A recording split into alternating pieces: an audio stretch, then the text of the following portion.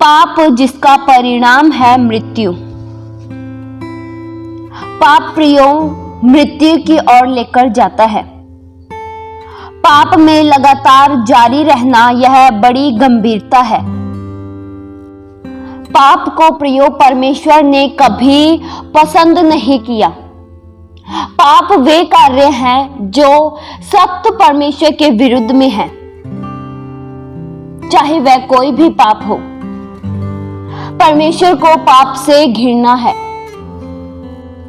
पवित्र आत्मा के विरुद्ध में किए गए हर एक कार्य पाप कहलाता है। पाप की प्रियो परमेश्वर को कभी जरूरत नहीं है।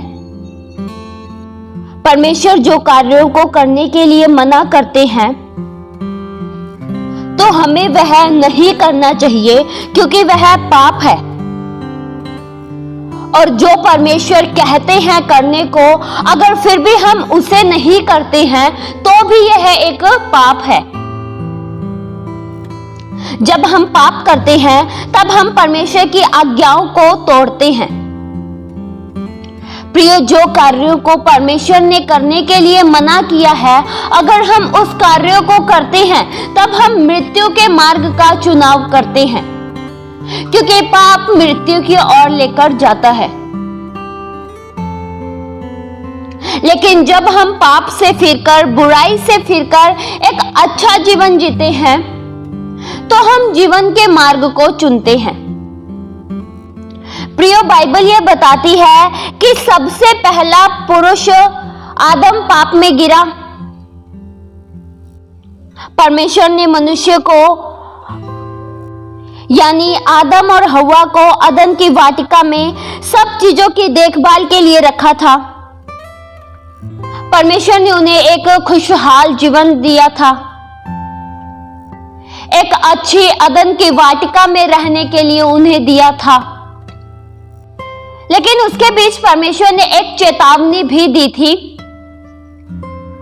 कि तू वाटिका के सब वृक्षों का फल बिना खटके खा सकता है, पर भले और बुरे के ज्ञान का वृक्ष जो है उसका फल तो कभी न खाना, क्योंकि जिस दिन तू उसे खाएगा उसी दिन अवश्य मर जाएगा। लेकिन आदम ने वही किया जो परमेश्वर ने मना किया था। उसने उस वृक्ष का फल खा लिया जो परमेश्वर के विरुद्ध में था। प्रियो, आदम और हव्वा के पाप करने के बाद उनके जीवन में मृत्यु आई। पहले उनका जीवन परमेश्वर के साथ निकट का था। पहले उनका संबंध परमेश्वर के साथ अच्छा था। वे ऐसे रहते थे परमेश्वर के साथ जैसे एक परिवार। लेकिन जब उन्होंने पाप किया तब उनका संबंध परमेश्वर के साथ समाप्त हो गया। जब उन्होंने पाप किया तब वे परमेश्वर से छिपने लगे थे, क्योंकि वे नंगे हो चुके थे और परमेश्वर के सामने आने से डर रहे थे। पाप प्रियो डर लाता है। पाप भयभीत करता है। परमेश्वर के सम्मुख खड़े होने में डर लगता है जब हमारे भीतर पाप होता है। हम यहाँ देखते हैं आदम हव्वा ने जब पाप किया तब वे परमेश्वर से छिपने लगे। वे पहले नहीं छिपते थे, लेकिन पाप करने के पश्चात वे परमेश्वर से छिपने लगे। पाप करने के बाद परमेश्वर ने उन्हें सुंदर वाटिका से बाहर निकाल दिया जो उसने उनके लिए बनाई थी। वे उस वाटिका में सुरक्षित थे, स्वस्थ थे, परंतु अब वे हर तरह की परेशानियों और आंसुओं में जीवन व्यतीत कर रहे थे, क्योंकि उनके जीवन में पाप के द्वारा मृत्यु आ चुकी थी। उस दिन के बाद से उनका जीवन अच्छा नहीं रहा। जो अद्भुत जीवन उनके पास पाप करने से पहले था वह समाप्त हो चुका था। उनके जीवन की आत्मिक मृत्यु हो चुकी थी। उनका सुंदर जीवन परमेश्वर के साथ अब समाप्त हो चुका था और आदम और हव्वा के द्वारा पाप सब मनुष्यों में फैल गया। प्रियो, वचन में लिखा है रोमियो 6 के उसके 23 वचन में, क्योंकि पाप की मजदूरी तो मृत्यु है, परंतु परमेश्वर का वरदान हमारे प्रभु यीशु मसीह में अनंत जीवन है। पाप के द्वारा प्रियो मृत्यु आती है।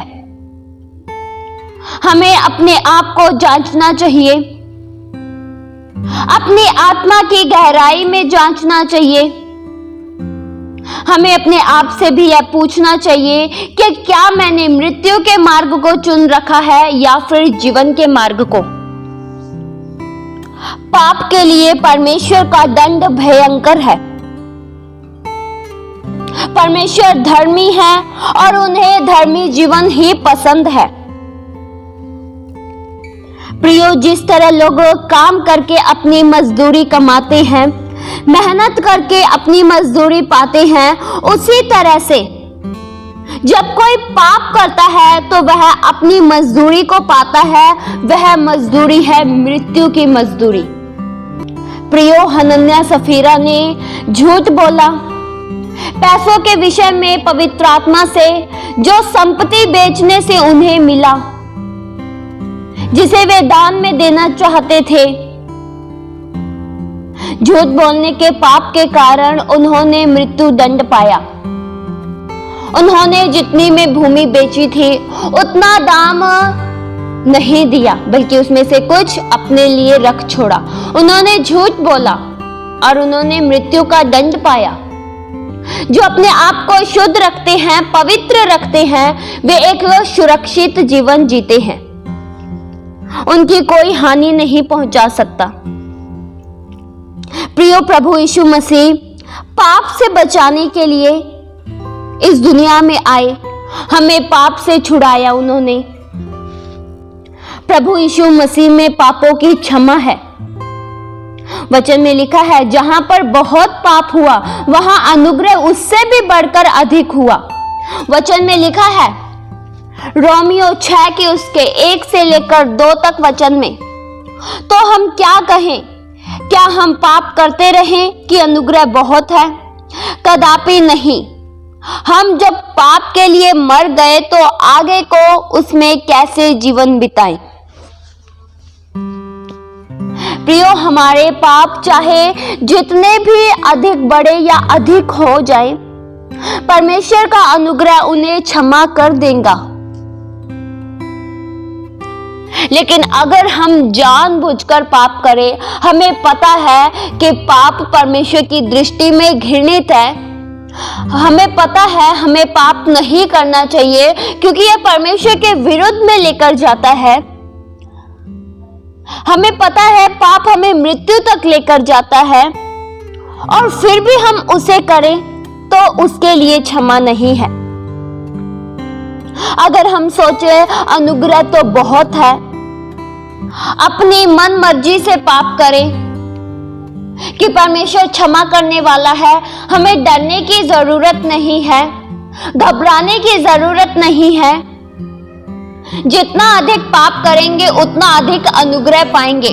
तो प्रियो, ऐसा विचार बिल्कुल ही गलत है। हाँ, प्रभु यीशु मसीह इस दुनिया में आए जीवन देने के लिए, हमें पापों से छुड़ाने के लिए, लेकिन हमें जानबूझकर पाप नहीं करना है। हम पाप के लिए मर गए हैं। हमारा पुराना मनुष्य तो अब मर गया है। पहले हम पाप के गुलाम थे, लेकिन परमेश्वर के अनुग्रह के द्वारा पाप के सामर्थ्य से हम मुक्त हो गए हैं। वचन में लिखा है इब्रानियों 10 के उसके 26 वचन में, क्योंकि सच्चाई की पहचान प्राप्त करने के बाद यदि हम जानबूझकर पाप करते रहे तो पापों के लिए फिर कोई बलिदान बाकी नहीं है। प्रियो, हमें जानबूझकर पाप नहीं करना है। हमें पता है पाप गलत है, तो हमें पाप को करने के लिए आगे कदम नहीं बढ़ाना है। अगर हम आगे कदम बढ़ाएंगे तो हम मृत्यु के कदम की ओर जाएंगे। प्रभु यीशु मसीह ने हमारे लिए कीमत चुका दी है कि हम पापी ना रहें। हमें शुद्ध करने के लिए परमेश्वर इस दुनिया में आए। लेकिन अगर हम जानबूझकर अशुद्ध होना चाहे, जानबूझकर पाप करते रहे, तो फिर पाप के लिए प्रियो कोई बलिदान बाकी नहीं है। इसके लिए तो फिर वह है दंड बाकी है, वह नरक की आग है जो जानबूझकर पाप करता है। वचन में लिखा है इब्रानियों 10 के उसके 27 वचन में, हाँ, दंड का एक भयानक बाट जोना और आग का ज्वलन बाकी है जो विरोधियों को भस्म कर देगा। जानबूझकर पाप करने वालों के लिए बलिदान तो अब बाकी नहीं है, वह दंड बाकी है जो उन्हें भस्म कर देगा। इसलिए प्रियो, जानबूझकर पाप मत करिए। ऐसा मत सोचिए कि एक बार पाप कर लूंगा फिर मैं माफी मांग लूंगा, परमेश्वर अनुग्रहकारी हैं, मुझे माफ कर देंगे। प्रियो, यह जान ले, परमेश्वर न्यायी भी है। परमेश्वर न्याय करते हैं। परमेश्वर आपके दिलों को जानते हैं। इसलिए हमें पाप के कार्यों को छोड़कर परमेश्वर के लिए एक पवित्र जीवन जीना चाहिए। इस वचन के द्वारा परमेश्वर आप सभी को बहुत ताज सी आशीष दे। आइए हम प्रार्थना करें। हालेलुया। स्वर्गीय आसमानी पिता परमेश्वर, हम आपका धन्यवाद करते हैं। परमेश्वर, आप पवित्र हो। हम में से कोई भी जन प्रभु उन कार्यों को ना करे जो हमें आपसे विरुद्ध में लेकर जाती है। प्रभु, जो कार्यों को करने के आपने मना किया है, हम उस कार्यों को कभी ना करें। प्रभु, जो कार्य आपकी दृष्टि में घृणित है, उस कार्यों को करने के लिए हम कभी अपने कदम को न बढ़ाएं। सदैव हमारे जीवनों से प्रभु आपकी महिमा हो, आपकी इच्छा पूरी हो। प्रभु, हम में से हर एक जन एक पवित्र जीवन जिए। आपके प्रेम के लिए प्रभु हम आपका धन्यवाद करते हैं। आप हमें पापों से बचाने के लिए स्वर्ग छोड़कर धरती पे आए, हमें छुटकारा दिया, एक नया जीवन दिया। प्रभु, सच्चा एकमात्र प्रेम केवल प्रभु आपका है। हम में से कोई भी जन जानबूझकर पाप को न करे। जो पुराना मनुष्य तब हमारा मर गया है, उसके अनुसार हम फिर से न जिए। पापों की क्षमा केवल प्रभु आप में है। हम में से कोई भी जन पाप के मार्ग का चुनाव न करे, अपने कदमों को मृत्यु की ओर न लेके जाए, परंतु अनंत जीवन की ओर लेकर जाए। हमारे जीवनों से प्रभु आपकी मर्जी पूरी हो। ये प्रार्थना प्रभु यीशु मसीह के जीवित पवित्र नाम से मांगते हैं। सुनो और कबूल करो पिता। आमीन।